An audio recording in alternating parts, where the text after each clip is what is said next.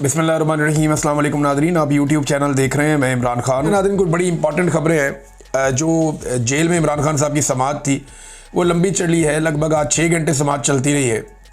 उस समाअत के अंदर डेवलपमेंट्स क्या है उनके ऊपर मेरे पास खबरें हैं, वो खबरें मैं आपके साथ शेयर करता हूँ। सबसे पहले अलीमा खानम बाहर आई, उन्होंने आकर बात की मीडिया के साथ और जो इमरान खान का पैगाम है वो पहुँचाया।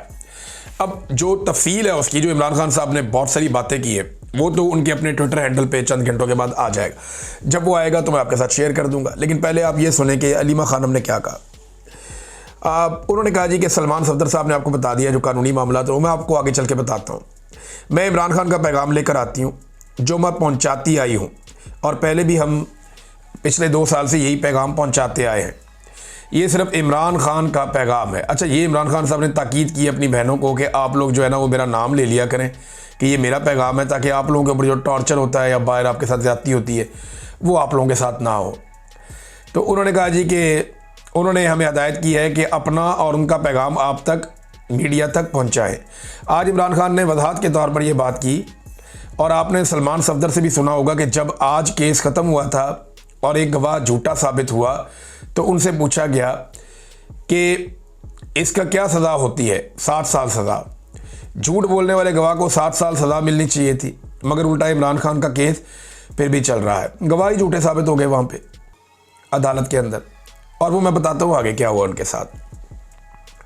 आज तो केस ख़त्म हो जाना चाहिए था, जज साहब को उसी वक्त कहना चाहिए था कि केस ख़त्म हो चुका है, गवाह झूठे साबित हो गए। इस पर इमरान खान ने कहा कि इस वक्त इमरान खान का ट्रायल सिविल ट्रायल नहीं चल रहा, सिविल अदालत में नहीं चल रहा। इस वक्त इमरान खान का ट्रायल मिलिट्री ट्रायल चल रहा है। वहाँ चंद मीडिया वाले आते हैं जिनको उस वक्त इजाज़त ही नहीं दी जाती। अगर वो कोई सवाल करें या बात करें तो इमरान खान की बात बाहर मीडिया के ज़रिए आम नहीं हो पाती। ये पैगाम हमें वही लोग बताकर भेजते हैं। उन्होंने कहा कि इस वक्त मेरा मिलिट्री ट्रायल चल रहा है, ये बिल्कुल सिविल ट्रायल नहीं है। वो कहते हैं कि जो उनकी राय और उनके हकूक़ हैं, जो जेल के कवानीन और पाकिस्तान के कवानीन के मुताबिक होने चाहिए, वो बुशरा बीबी और इमरान खान को जेल में मुयस्सर नहीं है। ये भी जनाब इमरान खान साहब ने शिकवा किया। एक तो वो अलग थलग रखे गए हैं, उनकी सारी मुलाकातें बंद कर दी गई हैं, किसी को उनसे मुलाकात की इजाज़त नहीं है, और ये जेल के कवानीन के ख़िलाफ़ है। उन्हें अपने बच्चों से बात करने की 8 महीने में एक बार इजाज़त दी गई है। वो किताबें मांगते हैं मगर जब तक जज हुक्म ना दे, इसीलिए इमरान खान कह रहे हैं कि मिलिट्री ट्रायल चल रहा है, क्योंकि जज हुक्म देता है और फिर पुलिस को कहा जाता है कि जाकर उनकी किताबें लाओ, उन्हें सहूलियात दो, उनका टीवी ऑन करो। इनके जो अलग थलग जो आइसोलेशन है वो ख़त्म करो, लोगों की मुलाकातें करा दो। जज का हाथ महदूद है। इमरान खान कहते हैं जज फैसला नहीं कर सकता, इसके पास कुछ भी इख्तियार नहीं है। जो ट्रायल चल रहा है वो किसी और हुक्म के तहत चल रहा है। इस केस को ख़त्म करके इमरान खान और बुशरा बीबी को रिहा कर देना चाहिए था। फिर उन्होंने कहा कि इस वक्त सारा कानून आसिम मुनीर के तहत है। दूसरी बात जो उन्होंने कही वो अफगानिस्तान के बारे में थी। ये अलीमा खानम बता रही है इमरान खान के हवाले से कि उन्होंने कहा जो ऑपरेशन हमारे इलाकों में चल रहा है उसके बारे में 3 नकात बताना चाहते हैं। अगर आप अमन लाना चाहते हैं तो इसमें 3 फरीकों का शामिल होना बहुत ज़रूरी है। एक अफ़गानिस्तान की हुकूमत, दूसरा अफ़गानिस्तान के आम लोग, और तीसरा उन इलाकों के लोग जहां ऑपरेशन किया जा रहा है। अगर इन तीनों को साथ शामिल नहीं किया गया तो कोई भी ऑपरेशन किसी दहशतगर्दी के खिलाफ कामयाब नहीं हो सकता। पहले जो आपने अफ़गानिस्तान के साथ किया वो 9 मई की तरह एक फॉल्स फ्लैग यानी झूठा ऑपरेशन है।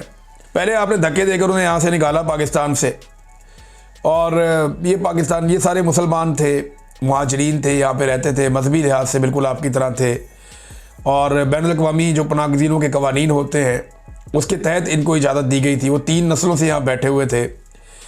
आपने उन्हें जबरन मुख्तसर नोटिस पे कहा कि पाकिस्तान छोड़ दो। उन्होंने कहा इमरान खान साहब ने कि जब से आसिम मुनीर साहब आए हैं तकरीबन 3 साल से उन्होंने ये काम शुरू किया। पहले उन्हें बाहर धक्के देकर निकाला, फिर आपने अफ़गानिस्तान पर बम गिराए, ड्रोन हमले किए, और फिर आपने कहा कि दहशतगर्द आए हैं। फिर अपने ही इलाकों में आपने ये ऑपरेशन शुरू कर दिया। हमारे एहलकार शहीद हो रहे हैं, हमारी पुलिस शहीद हो रही है, हमारे फौजी और सिक्योरिटी फोर्सेज के लोग शहीद हो रहे हैं, बेगुनाह आवाम भी शहीद हो रही है। ये तरीकाकार दुरुस्त नहीं है। ऑपरेशन से अमन नहीं आता, अमन बातचीत से आता है। इमरान खान को बताया गया कि आपके MNAs और MPs भी अदालत में समाअत के लिए आए हैं, तो इमरान खान ने कहा कि सारे खैबर पख्तूनख्वा के MNAs और MPAs वज़ीर आला के साथ बैठें और जो 3 नकात मैंने अमन के हवाले से बताए हैं उन पर अमल दरामद करवाएं ताकि जल्द अज जल्द उन इलाकों में हर किस्म के मसाइल ख़त्म हो जाएं। ख़ास तौर पे जिन इलाकों में सैलाब आया हुआ है इस मसले को फ़ौरन हल करना होगा। ख़ास तौर पे जिन इलाकों में सैलाब आया हुआ है वहाँ पे ज़्यादा मसाइल बढ़ जाते हैं, लिहाजा इस मसले को जो दहशतगर्दी का मसला है या जो ऑपरेशन वाला मसला है इसको फौरी तौर पे हल करना होगा और इन्हीं हमलों की वजह से दहशतगर्दी के वाक़यात बढ़ जाते हैं।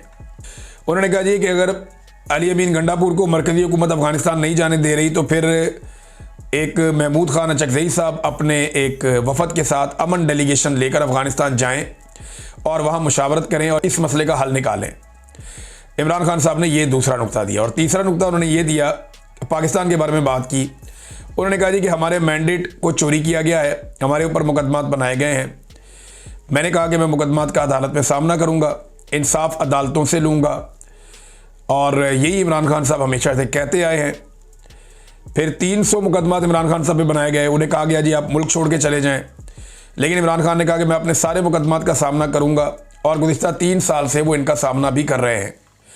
इमरान खान ने कहा कि हमारी पार्टी पर जुल्म किया गया, हमारा इलेक्शन चुराया गया, 2/3 अक्सरियत छीन ली गई, हम अदालतों में गए, इलेक्शन कमीशन में गए, लेकिन हमें इंसाफ नहीं मिला।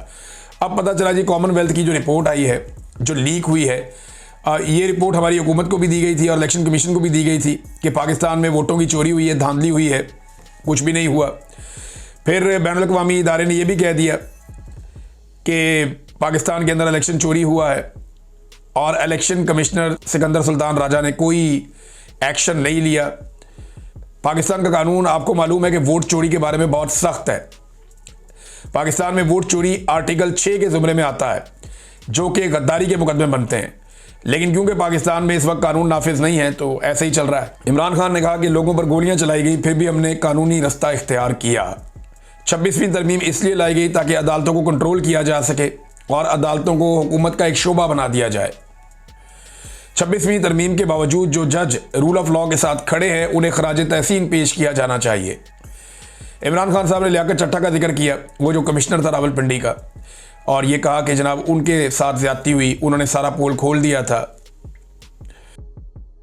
धांधली में इमरान खान साहब ने दोबारा बताया कि सिकंदर सुल्तान राजा और जस्टिस कादी फायद ईसा ये दोनों जो हैं वो बराह रास्त मुलव्विस थे। पार्लिमान के अरकान के बारे में इमरान खान साहब ने कहा कि इस वक्त आसिम लॉ चल रहा है, आपको डरना नहीं चाहिए। आप एक फ़र्द वाहिद के खौफ से जो है वो डर के दब ना जाएं। अगर आप दबेंगे तो वो आपको और ज़्यादा दबाएंगे। अपने हक़ के लिए आप आवाज़ उठाएं और आप पाकिस्तानी लोगों की नुमाइंदगी कर रहे हैं। जेल से ना डरे, मैं खुद 2 साल से जेल में बैठा हुआ हूँ।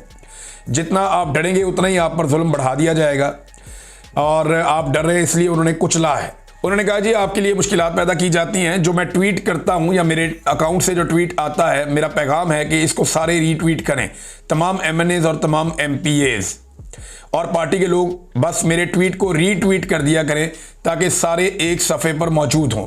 अब तक के लिए इतना ही। अपना ख्याल रखिएगा, अपने चैनल का भी। अल्लाह हाफ़िज़।